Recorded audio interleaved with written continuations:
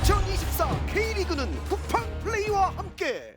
네, 안녕하세요. K리그를 집중적으로 탐구하는 시간 크뷰입니다. 오늘 영상도 최근에서 계속해서 하고 있는 것과 마찬가지로 다가오는 이제 2024 시즌 개막이 얼마 남지 않았는데, 이 새로운 시즌에 지난 시즌과 다른 팀에서 뛰게 될 새로운 이적생 선수에 대해서 소개해보는 시간을 가지려고 합니다. 이번 영상에서는 지난 시즌까지는 강원FC에서 뛰었지만 이번 시즌 다가오는 2024 시즌에는 김천 상무에서 뛰게 될 서민우 선수에 대해서 얘기를 해보려고 합니다. 대한민국 남자라면은 뭐 아무도 피할 수가 없죠. 이제 병역의 의무를 해결하기 위해서 강원FC를 떠나서 김천 상무에서 이번 시즌 활약하게 될 서민우 선수인데, 서민우 선수가 가지고 있는 장점, 중앙 미드필더로서 어떤 것들을 팀에 제공해 줄 수 있는지, 이런 것들에 대해서 한번 얘기를 해보도록 하겠습니다.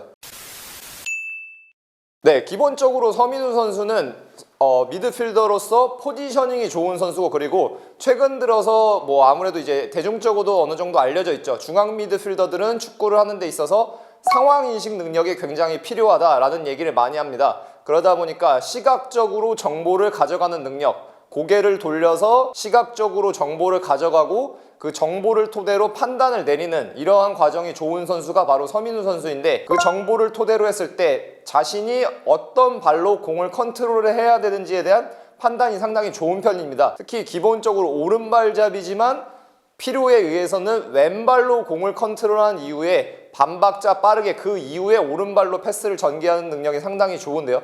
이에 대해서 한번 같이 살펴보도록 하겠습니다.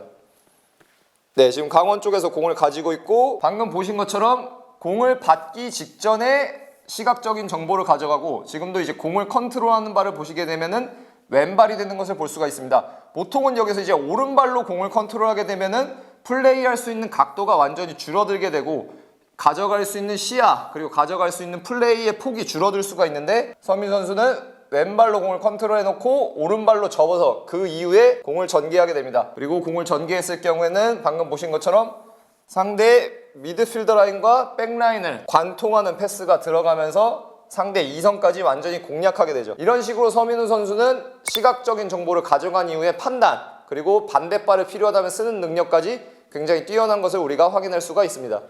자, 그리고 이어지는 장면에서도 마찬가지인데요. 서민우 선수가 공을 가지고 있다가 공을 내줬고, 지금도 공을 받기 전에 보게 되면은 스캐닝을 통해서 시각적인 정보를 가져갑니다. 그리고 그에 대한 증거가 바로 무엇이냐면은 몸의 방향이 이제 완전히 열려 있다는 거죠. 몸의 방향이 완전히 열려 있기 때문에 시각적인 정보를 토대로 가져갈 수 있는 플레이의 폭 자체를 넓혀 놓은 상태이고, 지금도 보시게 되면 왼발로 공을 컨트롤한 이후에 오른발로 곧바로 반박자 빠르게 패스가 나갑니다. 그리고 이렇게 되면은 좀 전에 봤던 상황과 마찬가지로 상대 1선과 2선은 전부 공략당한 상태가 되게 되고, 그리고 봤을 때 강원의 경우에는 공을 전개됐을 때 상대 백라인에 대해서 5대4의 수적 우위를 가진 채로 경기를 전개할 수가 있게 됩니다. 그리고 여기서 유효한 공격까지 이어지게 되는 것을 볼 수가 있습니다. 자, 지금도 마찬가지인데요. 서민우 선수는 이제 공을 받을 수 있는 위치에 놓여 있게 되고 지속적으로 시각적인 정보를 가져갑니다. 네, 보시면 고개를 돌리고 있고요. 지금도 왼발 컨트롤한 이후 패스가 들어갔고, 지금도 또 한 번 마찬가지로 사이 공간으로, 이 1선과 2선의 사이 공간으로 패스가 들어가서 효율적으로 공격이 전개가 된 것을 볼 수가 있습니다. 네, 그리고 이 외에도 서민우 선수는 미드필더로서 가지고 있는 장점이 있는데, 이제 아마 크뷰 영상을 계속해서 시청하셨던 분들은 아마 익숙하실 겁니다. 스페인어로는 꼰둑스용이라고 제가 이제 설명을 드렸었는데요. 공간에 대한 드리블, 즉 공을 가지고 이동을 해서 상대 수비수들을 자신에게 고정시키고, 고정된 수비의 등 뒤로 패스를 전개해서 상대 수비를 공략하는 능력이 서민우 선수에게 있는데요. 그 부분에 대해서 또 다시 한번 같이 살펴보도록 하겠습니다. 자, 지금 서민우 선수가 공을 가지고 있고 이제 패스를 주고 받는데요. 상대 수비 진영의 위치를 보자면은 앞에 공간이 발생해 있는 것을 볼 수가 있습니다. 이때 서민우 선수는 이 공간에 대한 드리블을 행함으로써 상대 수비수들을 자신에게 고정시키게 되는데요. 그리고 고정시키게 됐을 때 어떤 결과가 나오는지 한번 같이 보시겠습니다. 여기서 드리블을 하게 되고, 드리블을 했을 때 상대 수비의 시야를 봤을 때 대부분이 지금 서민우 선수에게 고정이 되어 있는 것을 볼 수가 있죠. 고정이 되었기 때문에 고정이 된 수비의 등 뒤로 빠져나가는 선수에게 패스를 연결하게 됩니다. 이렇게 스루 패스가 들어가게 되고 최종적으로는 뭐 코너킥까지 얻어내게 되는 거죠. 수비가 고정되고 고정된 수비의 등 뒤로 패스가 들어가는 것을 볼 수가 있습니다. 자, 지금 상황에서도 마찬가지입니다. 서민우 선수는 위쪽에서 공을 받기 위해서 움직이고 있고요. 공을 받았을 때 한번 돌아선 이후 수비 진영을 보게 되면은 백라인이 있고 미드필더 라인이 구성이 되어 있는데 보통은 이제 우리가 포켓이라고 영어 표현을 많이 활용하죠. 이 포켓 사이에 존재하는 공간으로 드리블을 하게 됩니다. 공간으로 드리블했을 경우에는 뭐 효과는 사실상 심플하죠. 이 포켓을 구성하고 있는 4명의 선수를 자신에게 고정시킬 수가 있게 됩니다. 드리블을 하게 되고 드리블을 통해서 수비 4명이 자신에게 고정되었을 경우에 그로 인해서 자유로워지는 선수에게 패스를 또 이어주는 것을 볼 수가 있습니다. 여기서 터닝슛까지 이어지면서 득점이 성공이 되죠. 4명을 고정시키고 자유로워지는 선수에게 패스. 네, 그리고 이 외에도 서민우 선수는 중앙 미드필더 6번 혹은 8번 미드필더로서 포지셔닝에도 굉장히 크게 장점이 있는데요. 아무래도 저희가 직전 장면에서 봤던 것처럼 시각적으로 정보를 굉장히 빈번하게 자주 가져가기 때문에 판단이라는 부분에서 높은 수준에 있을 수밖에 없고, 그러다 보니까 공을 받는 위치를 본인이 정할 때 이미 적절한 위치에서 공을 받는 경우가 많은데 그 부분에 대해서도 좀 얘기를 해보도록 하겠습니다.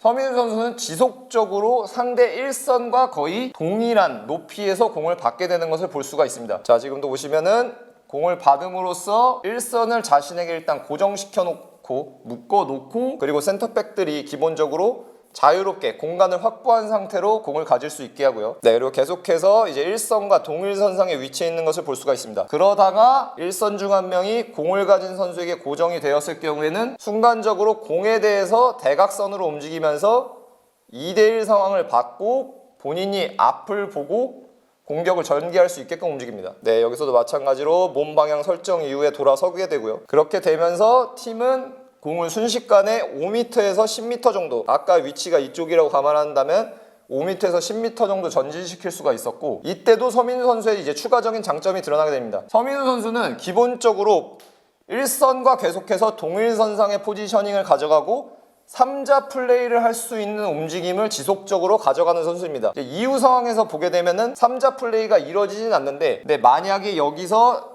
공을 받는 선수가 서민우 선수에 대해 인지가 되어 있다면은 3자 플레이가 이어질 수 있게 되고, 서민우 선수는 또 본인의 장기라고 할 수 있는 공을 가지고 전진을 해서 수비를 고정시키고 그 이후에 고정된 수비의 등 뒤로 공을 전개시킬 수가 있는 선수죠. 반면에 3자 플레이가 이루어지지 않으면서 공은 그냥 흘러가게 됩니다. 자, 지금 상황도 서민우 선수의 포지셔닝에 대해서 한번 살펴보도록 하겠습니다. 서민우 선수가 지금도 공에 대해서 대각선으로 계속해서 위치를 가져가면서 1선에 대해서 2대1의 수적 우위를 가지고 공을 받을 수 있는 상황을 만들어 놓고 있고요. 공을 받았을 때 마찬가지로 바디 포지션을 열고 받아서 패스를 넘기게 되고, 순식간에 강원은 1대1 수비와 1대1에 놓이는 찬스를 맞이하게 됩니다. 자, 방금 전에는 저희가 서민우 선수의 이 포지셔닝 능력에 대해서 좀 살펴봤는데, 3자 플레이를 적극적으로 가져가는 서민우 선수의 전술적인 능력에 대해서 조금 더 얘기를 해보려고 합니다. 3자 플레이라는 결국에는 개념적으로 봤을 때 쉽게 설명하자면은 내가 지금 상황에서 공에 연관이 되지 않고 다음 상황 혹은 다음 상황에서 내가 공을 받아야 된다는 것을 인지하고 있는 경우인데요. 서민우 선수는 이러한 상황에 대해서 인지가 굉장히 잘 되어 있는 선수입니다. 자, 지금도 보시게 되면은 백라인에서 공을 가졌을 때 직접적으로 이 선수에게 공을 받기 위해 움직이지 않고요, 공이 한번 전개가 된 이후에 그 다음에 공을 받기 위해 움직이는 것을 볼 수가 있습니다. 그것을 느낄 수 있는 부분이 무엇이냐면은 몸 방향이거든요.